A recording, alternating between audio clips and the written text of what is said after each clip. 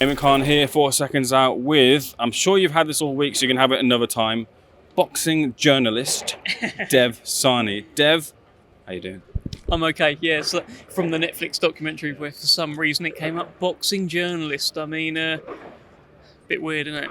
But what do you put? What do you put? Boxing. The Swiss Army knife I thought is like a real good moniker for you, actually. Yeah, look, I can go with that. It just takes up a lot of room, really, doesn't it, for Netflix? I can understand why they went with journalist-ish, but how are you?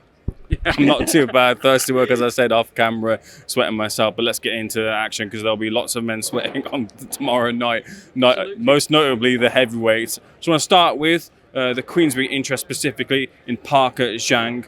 What did you make of the weights? It seemed like, well, we know that Zhang is a big heavyweight, but he came in big there. Career heavy for Big Bang Zhang. He was, 291? And Parker was 247? So Parker is lighter than what he was against Joe Joyce, and Zhang is heavier than what he was in both Joyce fights. So that's just me doing the maths there. The lanes, the guys that manage him, Terry, Tommy, they think that this is the best Zhang. They think they've done this, he looks great at that weight kind of thing. So look, we'll find out. We'll find out soon enough. Parker, I feel like Parker's plan here will be to take him into the second half of the fight and tire him. Big Bang Zhang says he's ready for deep waters. He says he's got a surprise for Joe Parker. It's fascinating. Really, I don't know what's going to happen. I really don't. It depends how big the ring is as well. Someone said to me earlier as well that that's a bit of a factor. And then they think, maybe the ring will be big because AJ gets to decide the ring and he'll probably want a bigger one against Ngannou. So much at play. I don't know what's going to happen. Ray Vargas and Nick Bull, a lot on the line there. Again, specifically from a Queensberry interest, if Nick Bull wins, could be on the 5v5 with Ray Ford picking up the title against Komatov in a brilliant performance as well too, and other options as well for Nick, but in tough against Ray. This is it. Ray Vargas, he's only lost once at the weight above in his last fight against a very good fighter in O'Shaki Foster. Before that, he was bashing everyone up, really. He looked like a pound-for-pound guy. Frank's calling him the best featherweight in the world. He may well be. Lee Wood's left the division now. Other guys are getting a bit older. I don't know, he may well be, but Nick Bull may well be on Friday night, tomorrow night. It's a tough fight, though. Nick Bull's been punching up his whole career. I don't make too much of the size difference. He's always faced off with people's nipples. That's what he's had to do.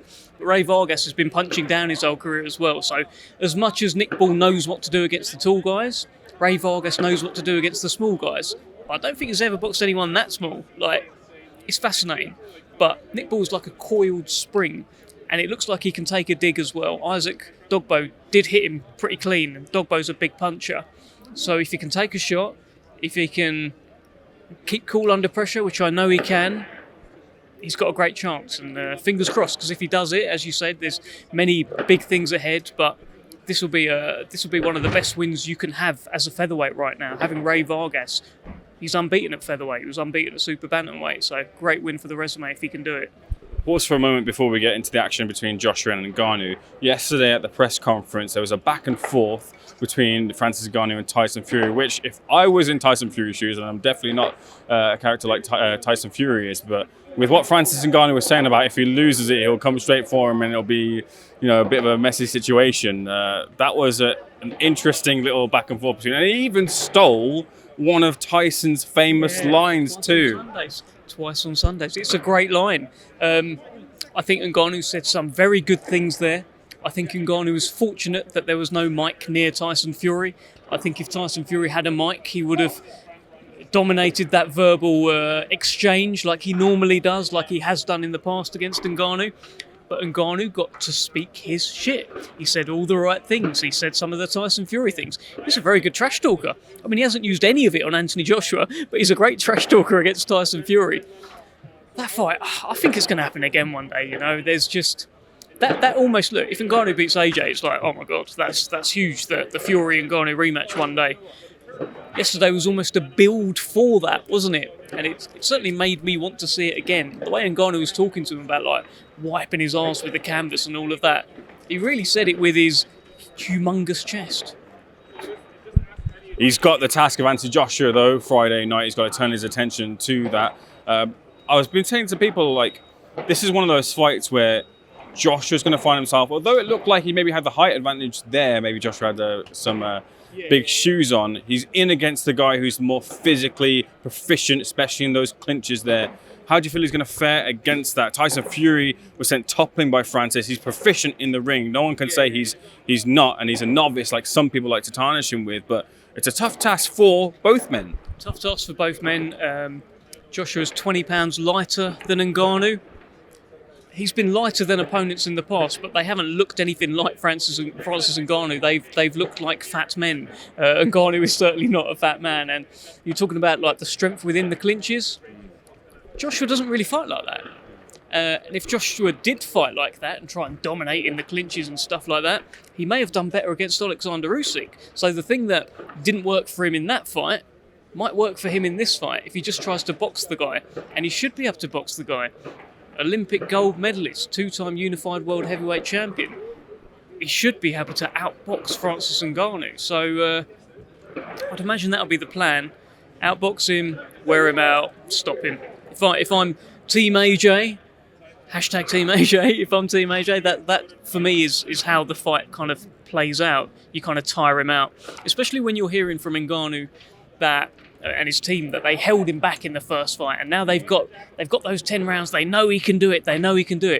But they don't know if he can do it at an AJ pace. If AJ sets a fast pace, Fury never did that. If AJ sets a fast pace, Ngannou might get quite uncomfortable quite quickly. You don't know.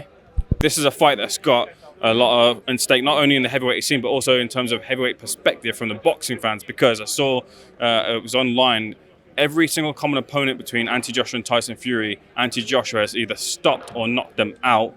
If anti-Joshua stops or knocks out Francis Ngannou, does that add fuel to the fire for people who are saying Tyson Fury is on the decline?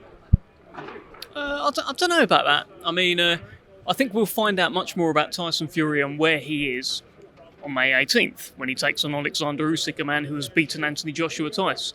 If he just makes easy work of Usyk, or even if he just beats him, that will be the indication, not the Ngannou fight. If AJ knocks out Ngannou and says, hey, you didn't do that, it's a bigger statement if Fury beats Alexander Usyk and says to AJ, that's how you deal with it, kind of thing. So, that's kind of where I stand on that. And the fight's got to happen one day, Fury versus Joshua. Fascinating added ingredient of the whole Ben Davison thing. Fascinating added ingredient of John Fury being nice to AJ. It'll be a circus. It'll be a carnival when it does happen. Let's hope it does. Dev, pleasure as all mine. Thanks for speaking to Seconds Out. All the best for tomorrow.